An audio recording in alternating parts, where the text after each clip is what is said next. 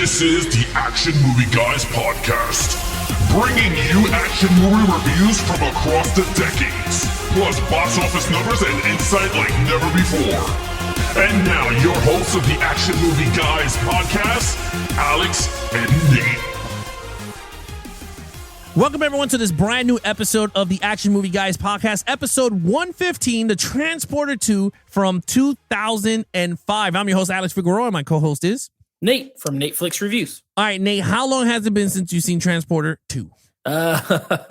It's been like, I don't know, a few years. When I watched it, I remembered every single thing that was happening on screen. So I would say, I don't know, 5 or 6 years. I probably saw it on TV. I think I saw it like playing on TV one time, but I own the movie as well. So I've seen it numerous times. Yeah, look, for me, this is the first time watch for me when it comes to the Transporter 2 and the entire series after. From here on in, it's all new to me, baby. So with that said, if you're new to the channel, you're watching us on YouTube or you're listening to us on the go, you know how we do it here. We're going to give you guys some box office numbers. We're going to give you guys some Rotten Tomato scores right into the meat and potatoes of the show, our movie scores of The Transporter 2. So with that said, let's get to some box office numbers with domestic. Here we go. You ready? $43 million, international $45 million for a worldwide release of $89 million on a budget of $32 million. Domestic opening of $16 million. Not bad. Okay, not bad. It made money. Again, there are 4 of these movies. So none of them were losers, because if they were losers, there would not be 4 of them. You know what I mean? Maybe the last one was a loser. I don't know. We haven't gotten there yet. But it did pretty well. This is not the franchise. This is not the worldwide mega blockbuster type franchise. So moderate success with moderate budgets. You know, it's under 40 million. What do you expect? No, I agree with you. I mean, this is actually successful if you really look at it. So with that said, we've seen the box office numbers. Let's get to some Rotten Tomatoes. What do the critics and the audience have to say about Transporter 2? All right. So the critics are pretty much close to the first movie. This has a 52%. Critics don't seem to like the Transporter. I don't know. They didn't love the first one. They don't really love this one. 52. Audiences, 58. So this one, not the most well-received movie that there's ever been, but, you know, both kind of lukewarm. Yeah, I mean, it's not bad, but it's still 52 is not that bad for critics, right? It's still 50-50. And for this type of movie. Yeah, you know I mean? We've seen some movies that is like 40, 30, 20, 12. Right? Yeah, just goes down. So with that, it's okay. But you know what? Here in this channel, we throw that shit out the window and you're going to get our movie review. So with that said, lead character, Jason Statham as Frank Martin. Nate. Yeah. Now, I don't know how this is going to go. I don't know how this review is going to go. I'm very excited about it. I'm just going to come right out and say it. Last week, I said Transporter 1, not my favorite Transporter. Transporter 2 is my favorite Transporter movie. So I don't know how this is going to go, but I love me some Transporter 2. So Frank Martin, Jason Statham, I'm going to give him the same score. He's still a character who's like, there's not enough there for me to give him a 5 personally. Like, I just can't. There's still, I give him a 4, by the way. I give him a 4. He still looks super cool. He's even, well, we'll save it for the action, but he looks just strong. You know, Diesel, we got some shirt off scenes. Looks great. Jason Statham, I've always liked him. He's super cool. I feel like he is the modern day equivalent. I always put him in the Jean-Claude Van Damme realm, because he's an action star who does like martial arts fighting. You know what I mean? Mixed with other stuff. You know, Schwarzenegger is guns. He's guns. Stallone, some hand-to-hand, some guns. Statham does some guns, but he's like a hand-to-hand artist type guy, which that's more in line with like a Van Damme. He just can speak English better. But he looks cool. He gets a little bit more to do in this movie because there are some human relationships that develop, you know, with the kid. You get a little bit, I would say he's a little, not that, I mean, he had a soft part in the first movie a little bit, you know, like with the cop and with the girl. Here, it's with the boy's mom, with the boy, and his cop friend comes to visit him, which, by the way, I don't know where else to put this. He's way less annoying in this movie than he was in the first movie, in my opinion. Like, it's more comedic relief, but it was like annoying in the first Transporter. He's not that annoying in this movie. But anyway, so they give him a little bit more of that, and they go a little bit more in the backstory of who he is. You know what I mean? With Keith David, when he comes in, he's like, this guy was this. He tells you specifically, like the first movie says he was in the military. This movie says what he did when he was in the military. You're like, oh, you don't want, he's like, you don't want this guy coming after you. He is a machine. And that adds to his lore a little bit. So still not enough to give him a 5, but I will give him a 4. I thought he was great. Yeah, look, I agree with you across the board. I liked him. I did not give him a 5 in this movie. I gave him a 4, just same as last week, and I agree with you. A 4 across the board. Nothing new to the character. In terms of it's kind of the same character from the first movie. I didn't see nothing upgraded. Consistent. Yeah, it's a consistent storyline, consistent character. No development in terms of his storyline.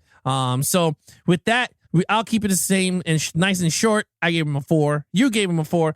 Let's get to the main villain. I gave him a 3. Now, I think he's way better than the villain in the first movie overall, because at least he is like presented as a credible threat, unlike the villain in the first movie, right? Unlike Vince from Fast and Furious. Like, that guy's kind of a cornball.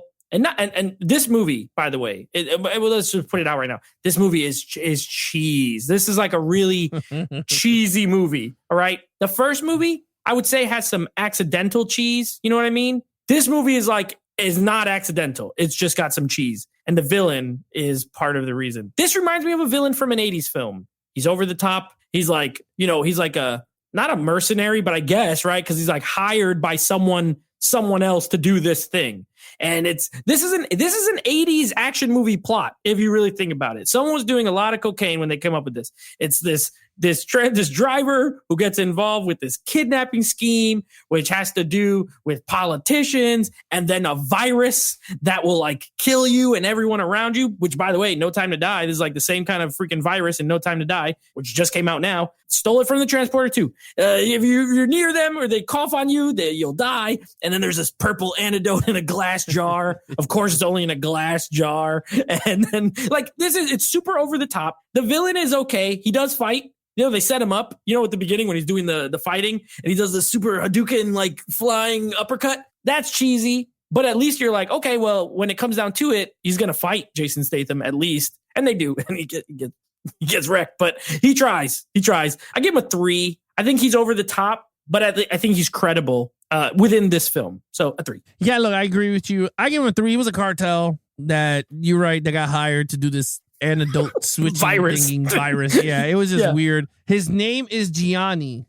Gianni. And he's played by Alessandro Gasmen. Yeah. And he had that henchwoman, the girlfriend with the short hair. Oh, let me just talk about skinny. her quick. Let's get to this chick. All she wore was just a bikini, a bra and panties. Everywhere. That's all she did. And she looked weird. I think her name was like Lola, some weird name. She was weird. Oh, man. I was like weird henchmen all over the place. You got the guy who played Dr. Jekyll, Mr. Hyde. Jason Fleming. Yeah, he's a good actor. He was in Kingsman. He's good. So anyway, in terms of the bad guy, look, I gave him a 3. You gave him a 3. Action scenes. Yeah, I don't like that girl either, bro. She licks Jason Statham's face and like licks his eye a little bit. And I'm like, ew, that's like gross. He looked like he didn't even like, he was like, I don't like this scene. It's pretty gross. I could tell you were right because you were watching it and you could tell when she did it, he was just like, ew. You couldn't just stop why are you licking my eyeball? It's weird. That was like over the top method acting. Yeah, she went for it, I guess. All right, action. It's a 5 for me. This is a 5. Now, don't get me wrong. There are, and I'll tell you why it's a 5. There are 2 moments in this movie. Okay, there are 3 moments in this movie that are so ridiculous that I don't love them. One, when they're in the parking garage and she shoots the helicopter with a little like Uzi and it blows up. The whole helicopter blows up. I'm like, that's stupid. But it made me laugh. Honestly, it made me laugh. Then there's the airplane scene at the end where they're falling in the airplane. Like the inside the airplane stuff looks good when they're like rolling around and fighting, but the outside the airplane stuff, no good. The CGI, no good. It looks like a music video, like a rapper music video. Britney Spears toxic. Yeah, it's like toxic. It's very bad. The exterior shots are bad, and then the interior shots are pretty good. Yeah. That's 2 and 3. And one of the most iconic, I think, even though it's stupid, it's one of the most iconic moments in the Transporter franchise is when he's driving the car with the bomb on it and he flips the car and the hook takes the bomb off the car and then the car keeps going and then he lands and then it blows up in the air, right? Okay, it's tremendously dumb, but it's like That's to me and you'll see because you've never seen 3 or Refueled. You're gonna remember that part. You're gonna be like, that part was pretty good compared to some other stuff I've seen. Now, with that being said, the actual not those 3 scenes, I think the action's great. Statham's fighting in this movie. I liked him in the first movie. The fight with Shannon Briggs, who's a real life boxer, by the way. Great fight. They turn off, there's no music. It's just sound effects and fighting. And Shannon Briggs screaming is the greatest screaming ever because he's humongous, but he screams like, ah! It's like this really high pitched scream when the boat is falling. Hilarious.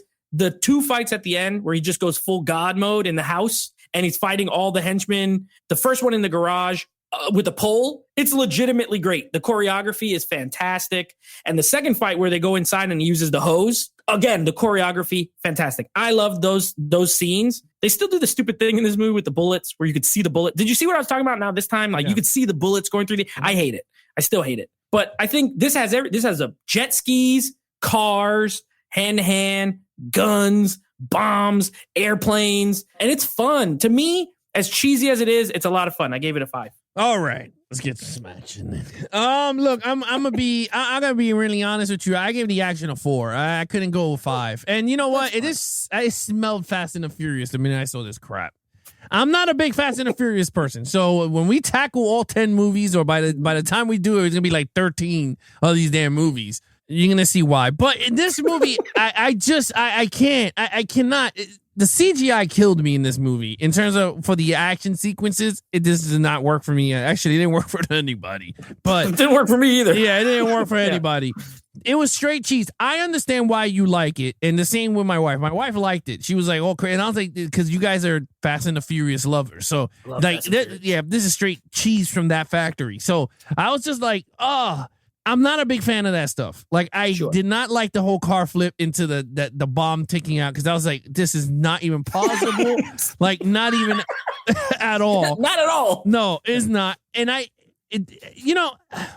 for me, it's hard because, yes, I do rate movies and we do action movies. But for me, I like action movies that are, like, plausible. Like the Bond movies, yeah, he does crazy stuff. But it's plausible. He's a spy. Well, he has everything. He's an invisible car. Right. Well, yeah, but it was plausible. Right, but I get you. A quartermaster made it, right? Like a scientist put it together and whatever, right? Yeah. This dude is a normal dude, just straight up to hit a boat and then just jump. Like the car went, like I was just like, you gotta be kidding me. And then miraculously got the bomb off by the hook, right? And then landed perfect.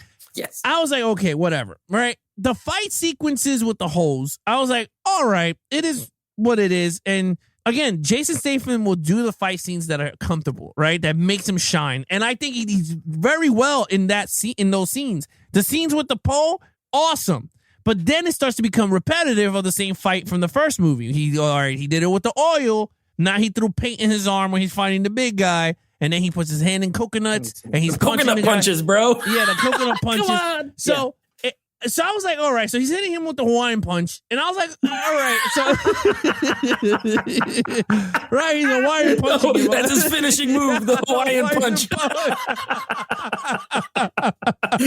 That's a good one. I wish I thought of that. The Hawaiian punch. I like that. The very Hawaiian good punch. But look, yes. Those scenes are ridiculous as is, but again, I'm looking at those as martial arts films, like when we saw Ip Man. Yeah. Right? Technical. All that kind of stuff. Yeah, it's very technical, but it's very cheese all over the place. So I was like, all right, that's cool. Everything around that, the fillers and everything, did not work for me. And I was like, this is going to knock some points down because that fight in the plane was not good. It was not good. I mean, it was decent, whatever. But again, that CGI plane looked like a CW show. Right? Like if you like a music video for real. Bad. Yeah, it looked bad. And then they crashed into, it didn't even look like a plausible crash into the water. Like they went straight 100 miles per hour into the water and they soft landed. So I was like, him using a Ferrari to get on the plane in the first did not even. And you talked about Commando when he threw himself off the plane.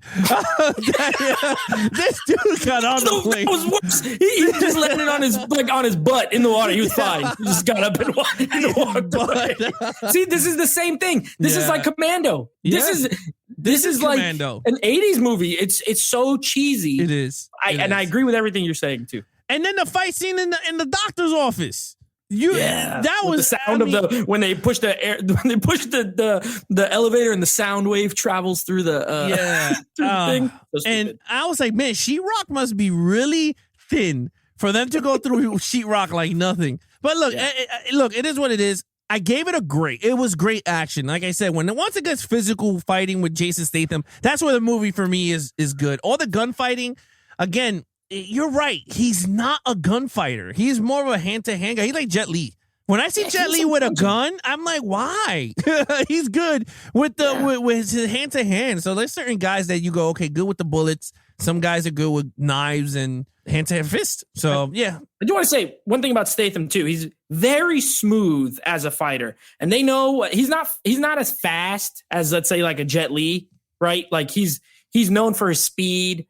There's a couple other guys. Tony Jaa. Tony Jaa is kind of a mix, but a little faster. Statham's not the fastest, but he's precise. If you watch his fight scenes, his movements are very precise, very clean. I like the way it looks, and they shoot him well. They know what they got. He's not going to blow you away, but also he's more than competent. He looks cool when he's fighting, to be honest with you. Well, like I said before, he's the modern Jean-Claude Van Damme for us. That's exactly what he is. Yeah, so, I mean, a better Jean-Claude Van Damme. He's a better actor than Van Damme. That's what I mean, yeah. He's overall, I mean, we could do maybe even on a live, we could do a comparison between the two actors in terms of all that. Fun. That would be a fun breakdown. But with that said, 5 from you. 5 for me. Yeah, look, this is...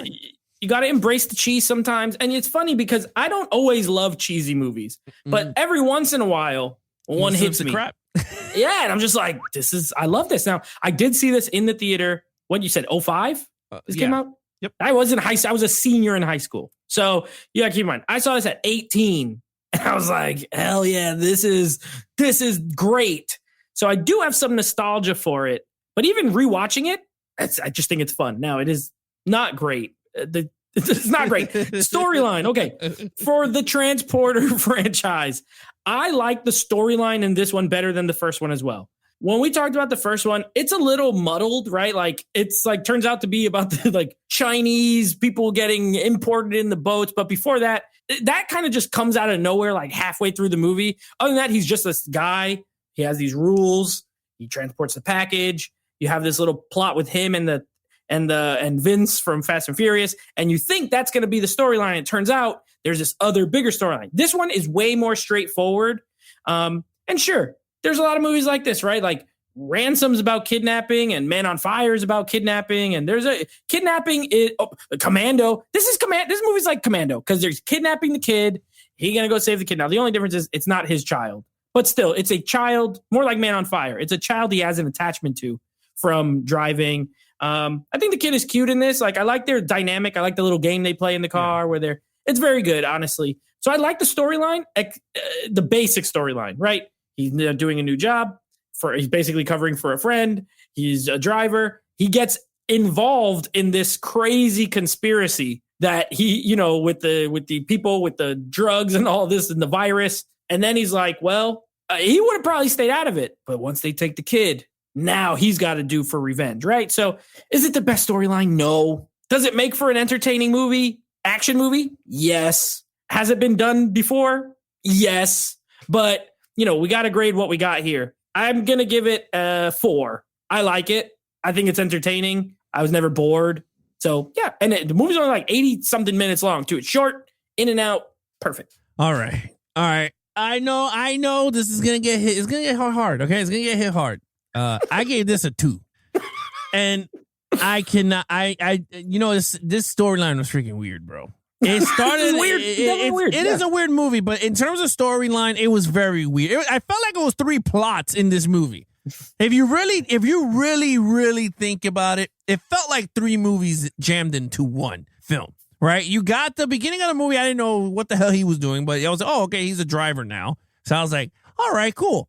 Then all of a sudden there's a love scene. I mean, you could tell that the wife likes him and hitting on him and whatever. You can see that they have a thing for each other. So I was like, all right, that's pretty cool. Then the kid gets kidnapped. So I was like, okay, typical, like you said. Yeah. Then all of a sudden a virus comes out. And I said, when the hell did we get viruses built into this movie? Now we got the Chimera for freaking Mission Impossible 2, right? So From Hobbs and Shaw. Hobbs and Shaw. That's another one, right? The micro virus crap. Yeah. So it's all these movies. Yeah. So I'm like, now we got a virus involved in this stupid plot. So I was like, okay, here we go. I just felt like it was a mess of a story in terms of trying to get from point A to point B as entertaining. Yeah, we could do all the cheese all over the place. Yes, we could do all that. But I felt like in terms of a storyline, like I was already done by like 20 minutes into, like the minute they went to the doctor's office, I was already shut my brain off. I was like, this is done. I was like, I don't even care if the kid gets there alive, right? Like, for instance, they're about to open the door. The bomb machine is about to open the door because they think it's a bomb. And the wife goes, screw you, you never care. She runs past the SWAT team, which I was like, come on, lady. They would have held you back super quick. She loves her. The power of love. Oh, my God. Can get past the SWAT team. Yeah, I wish it blew up and I would have laughed. But I was like, you know what? That's to teach you a lesson of stupidity 101. But honestly, I felt like it was a lot of storylines into one, right? You had the French friend come in and I was like, why did you did not even need him in this movie? But they put him there because he's in all three of them, I believe. Yeah. Oh, he is? Oh, Lord. He's like a sidekick. Yeah. Oh, jeez. But yeah. Oh, God. When he cooks, he does the cooking. He's cooking he's like in French. Police station. Teach you how to cook. I was like, he's smart. Honestly, he's like, I can get out of this if I just cook for this fat guy. Yeah, I guess. I just was not entertained with this storyline. Yeah. Everything else was just hogwash, whatever. It is what it is. But I gave it a 2. I just couldn't. It's just so dumb. Yeah. It's so dumb. Right on. Overall. Right on. I ain't going to argue with you. I'm not going to argue. This movie's stupid, but I like it. So. Oh, man. Yeah. Overall. A 4 for me. I thoroughly enjoy Transporter 2. You know, it's just sometimes these movies, they come along and they just crawl their way into your brain and you're like, I like this movie. You know what I mean? Like, I can't help it. I think it's entertaining. I laugh every single time I watch it. I laugh a lot, and sometimes intentional, sometimes maybe not. I don't know, but it cracks me up. Amber Valletta is super hot in this movie as the mom. That? Oh yeah, the mom. Yeah, she's gorgeous. I mean, she's always gorgeous in every movie she's in. But I thought you were talking about the chick in the bra. No, I don't like her. No, the liquor, the face liquor. No, I don't like her. No, I don't like the face liquor. No, Amber Valletta. I like Amber Valletta. She's great. Look, I like her. Matthew Modine as the annoying dad. I hate him in everything, and I hate him in this. He's always annoying.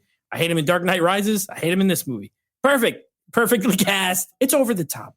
It's cheesy. And I'm not always a great fan of that. I don't love all cheesy movies. You know, we've reviewed stuff here that is cheesy that you've liked and I hated. And this is like, I'm not saying you hated this, but this is like the reverse. This one worked for me. Didn't work for you as much. It's a 4 for me. To me, this is an 80s movie that was made in 2005. It has those kind of vibes to it. It has this weird, like, so it's set in Miami and it's like got this weird sun-drenched Miami look to it. It's kind of annoying. I don't like the filter they use because everything looks sweaty. Like, you know, everyone looks sweaty and everything looks orange. And like, I live in Florida. It's not orange everywhere. Like, we have other colors, but I see what they were going for. This is a French person interpretation of what Miami, Florida probably is.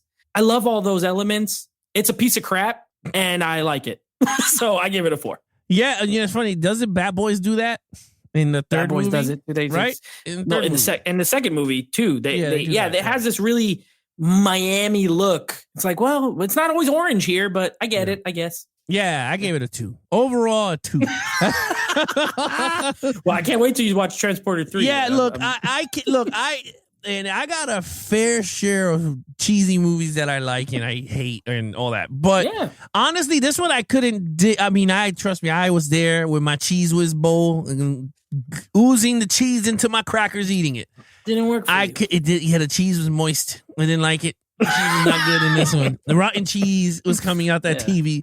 Yeah, I wasn't sold on it. Jason Statham was great in this movie. I think if they ironed the storyline a little bit better and actually took itself seriously, I liked the first one. Honestly, I really like the first one. Yeah. I think if they did more of that style as part 2 with this kidnapping and gave it to me with that style of drama and whatever that first one felt like, this one felt more over the top. I felt like it wasn't like the same writers didn't come back. That's what I felt like. I felt like it was like two new people rewrote this movie. So I'm very afraid to see what director.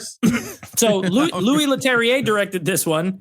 He was like a art supervisor or something on the first one. He directed The Incredible Hulk with Edward Norton. So he's done some other movies that are Clash of the Titans, Now You See Me. He went on to do some bigger movies than Transporter 2. Now, I know we're not there yet, but I can't wait for you to see Transporter 3 because to me, tonally, Transporter 3 is more like 1. Like this one is like 1 is serious, right? We could agree. Yeah, Transporter 1 serious, is not. Yeah. It's a serious movie. Like there's budget limitations, but it's serious. This one is not serious at all. This one is like ridiculous. The third one is more in tone like the first one, but you'll see what happens. It's just I don't know what happens. I don't know, whatever. But anyway, overall for me is a 20 out of 25. Transporter 2 has always been my favorite Transporter movie. And if the only 4 remain, I think it will be my favorite until the end of time. Unless a Transporter 5 with Statham comes out and it's like amazing. So your total points is a 20. 20. Okay. All right. Yeah, my total point is a 15. Now, I'm not saying it's the worst movie I ever seen. It's a movie I know I'm never gonna watch it. And I'm gonna be flat out honest. Like I know I'm not gonna watch it. It is not watchable crap for me. So sure. But if it comes in a box set, I'll be happy with it. It is what it is. But if I could buy it separate, I already just buy part 1. Just buy part 1. And but I mean, I hope they do come out because I do like finishing sets. I'm not one of those that like, but. Yeah, 2 did not work for me. I just couldn't. But the action sequences were great. I can't. It didn't remind me of Ip Man for some reason. When he held the stick, I felt like I was watching Ip Man all over again. Yeah. I don't know if it was the same coordinators. So I don't know if it's the same stunt coordinators. The funny thing is that the fight coordinator of this movie was the director of the first movie. So Corey Ewan, he's a director, but also a fight choreographer. So they kept him on as fight choreographer. I wouldn't be surprised if he's worked on a lot of other martial arts movies. So, I don't know. Yeah, it felt like we were watching the one that he's with the kid and he's with the stick and he's whooping all of them. I was like, okay. So that's pretty much it for the Transporter 2 review. I mean, look, it was a very entertaining. Like I said, I'd never seen the entire franchise from 2 all the way on to Refuel. So I'm really intrigued to see where 3 goes. I might like 3. You never know. I might like it. You might. I never know, and you never know. We never know anything. I've only seen part 3 once, so this is almost like a first-time watch. It's been 13 years, so we'll see how it goes. But I do wish, now that Statham's older, that he'd make like a Transporter 4. Like pretend Refueled isn't, that's never happened. I would love to see him come back to the role because it's really the role that put him on the map as far as an action star, and he still looks great. He's still in great shape. You know what I mean? I'd like to see him return as the Transporter, but we'll see how it goes. Anyway, that's Transporter 2. Next episode, you're going to hear us review our second in the movies that no one talks about series, which is going to be The Kingdom. So you're definitely going to want to stay tuned for that. And then next week, Transporter 3 by director, I think his last name is Megaton. It looks like Megatron. I always call him Oliver Megatron, but I'm pretty sure there's no R. So Megaton, like a bomb? I don't know, whatever. He directed it.